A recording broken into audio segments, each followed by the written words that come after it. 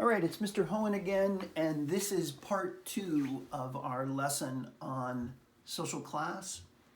This first part of the video today is going to focus on the history of the U.S. class system, and it's a very, very general overview of 243 years of history. And I know that's challenging, but what I tried to do is simplify it into 3 historical periods. Our first period is going to cover roughly the first 90 some odd years of our country's history, going from 1776 up until the Civil War in 1860. All right, and through this 90 some odd year period, what you see is a predominantly white, wealthy, landowning, male society defining the nation's laws and systems under their power. These are the founding fathers who are going to make a determination that capitalism is the system that will drive America forward.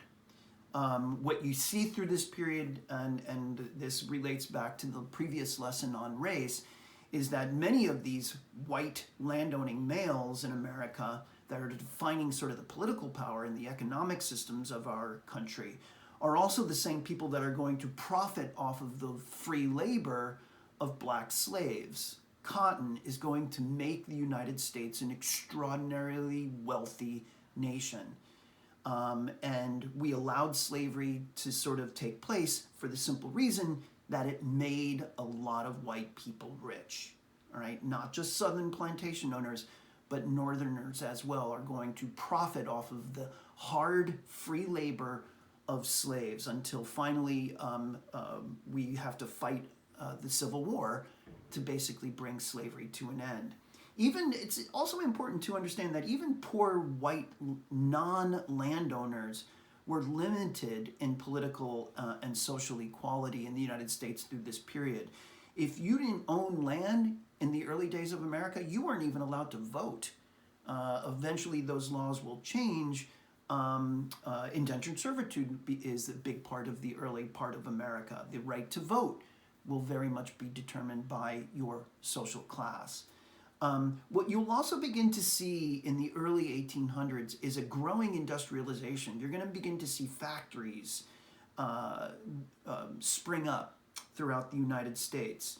And this is going to really increase the wealth primarily for white people because, once again, black people or people that aren't white will be relegated to sort of lower level jobs or slavery over this period. The next period is going to cover the period from the Civil War, 1865, once the Civil War is over, up until the 1960s. So this is a larger period of about 100 years. And there's a bunch of history that happens in here, but very important to understand. Let's not forget that through this period, you have the Jim Crow segregation, which we covered in the last unit. You see a massive immigrant surge coming from Europe and Eastern Asia is going to start to have supply the United States with a lot of cheap labor. The United States through this period is going to become an industrial giant, and wealth is going to increase dramatically, predominantly for the upper and upper middle classes. Unions will grow in importance. Education becomes institutionalized and mandatory for citizens to get at least a high school education. So as society is going to become more educated, you're going to see a desire for well-educated people to do better for themselves, to sort of create businesses and sort of rise up the economic ladder, if you will. Through this period in the 1930s and 40s, you're going to see also the worst economic decline in our country's history. Maybe the one that we're living through right now with the corona pandemic might rival that, they say, but back in the 1930s and 40s, the Great Depression resulted in a massive economic decline in the United States, and that lasted right from 1929 all the way up to 1940 at the beginning of World War II, with as many as 25% of the US population unemployed. And just to put that in perspective, The unemployment rate, I haven't checked the numbers in the last several weeks. The unemployment numbers, of course, are rising as a result of the COVID pandemic. But before the COVID pandemic, our unemployment rate was really remarkably low at like 4%. So during the Great Depression, we had 25% of Americans unemployed for almost a period of 11, 12 years. Women will begin to move employment out of the house and into factories, especially during the war periods, during World War I and World War II, where women become very important to keep the factories going. And when women begin to realize that they can do a job just as good as any guy can in a factory, this is going to embolden women to sort of seek out more greater economic independence. It isn't until the civil rights movement into the 1950s and 60s that real socio-political change begins to happen. The civil rights movement, most importantly, begins to inject this spirit of equality. Not just political equality, but economic equality as well. That people want a greater degree of balance, economic balance, especially minorities, through as a result of the civil rights movement. The last period is the one that covers right about from the 1970s up into the present. Through this period right here, we begin to see a radical change in America. America always used to be a place where we made stuff, and then we sold that stuff both domestically and internationally. But what happens in the 1970s, and especially communities like Bridgeport, is that factories are going to begin to decline in America, and that factory work is now going to be shipped overseas, where countries with cheaper labor forces, India, Indonesia, China, Vietnam, all of those countries are going to be able to manufacture the same things that we were manufacturing here in the United States, but for dramatically less, because those countries don't require a level of economic status that allows those countries to work for less. So you're going to be able to manufacture a TV, for example, in China for dramatically less than you would if you had to employ an American to make that same TV.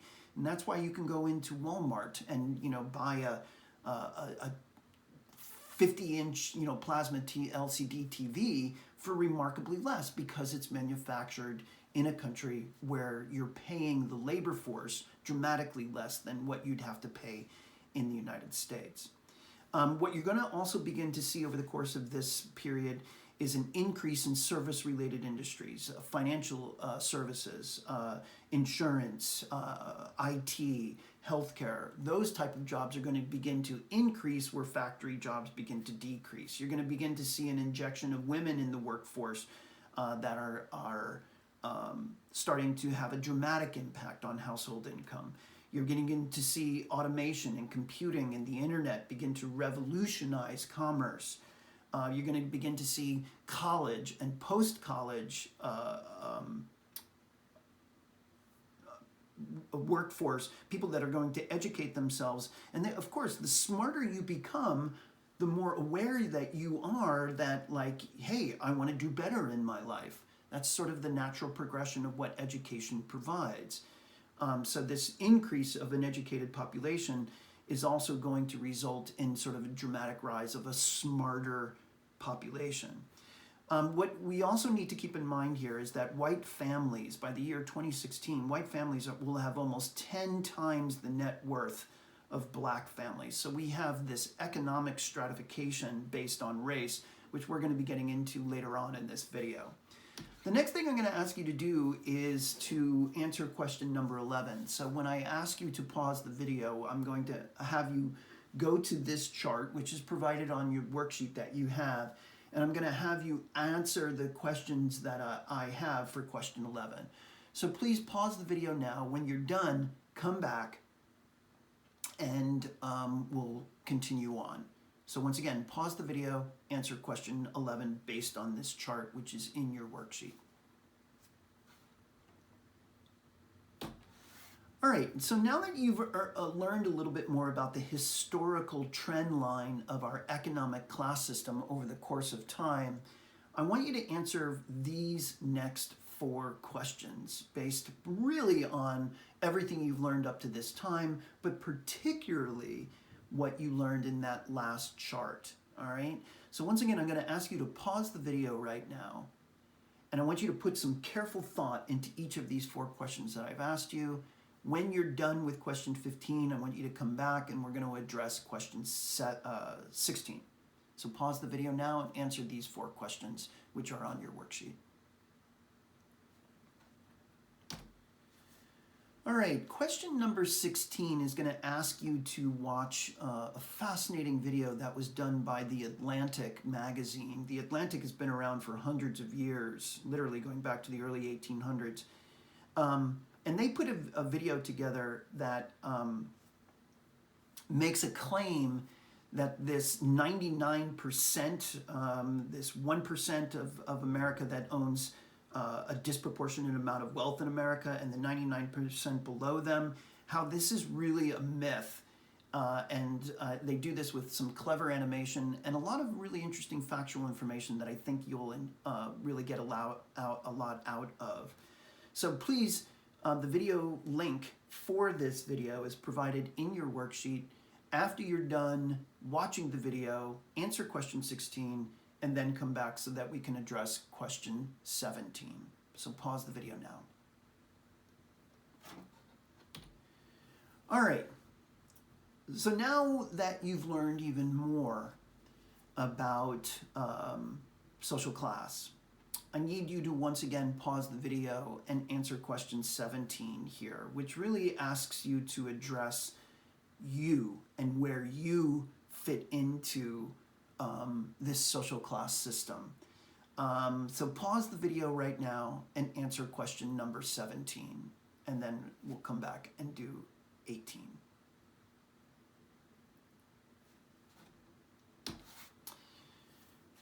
All right, here.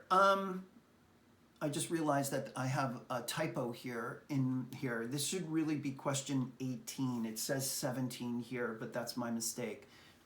This chart here represents question 18 on your worksheet. I apologize.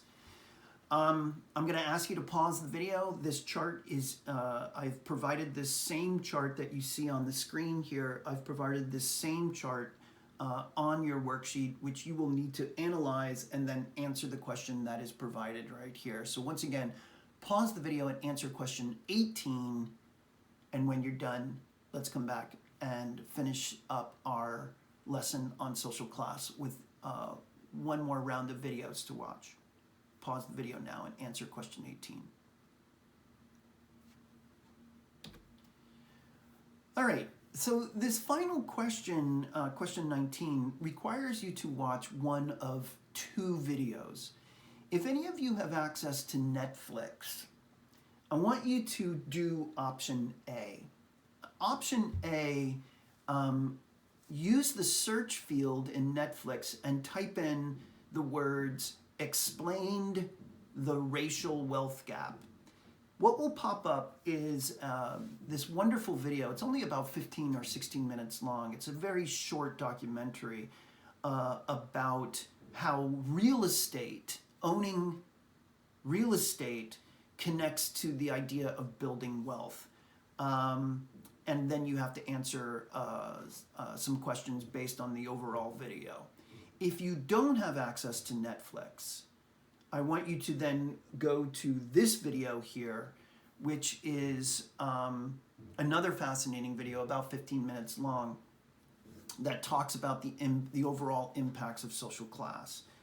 That link to that video is provided in your worksheet. Once again, if you have Netflix, I encourage you to watch this video and typing in the search field those words. If you don't have access to Netflix, watch this video and answer the questions for 19. That's it. I hope you learned a lot. I hope that you can raise some questions in our live Teams discussions about what you have learned. And next week, we're going to get into gender, our final piece of this class. We'll get into gender identity and then we'll get into our final project. Hope all of you are well. Please continue to practice social distancing, and I look forward to seeing and hearing from you in our live Teams meeting. Bye-bye, everybody.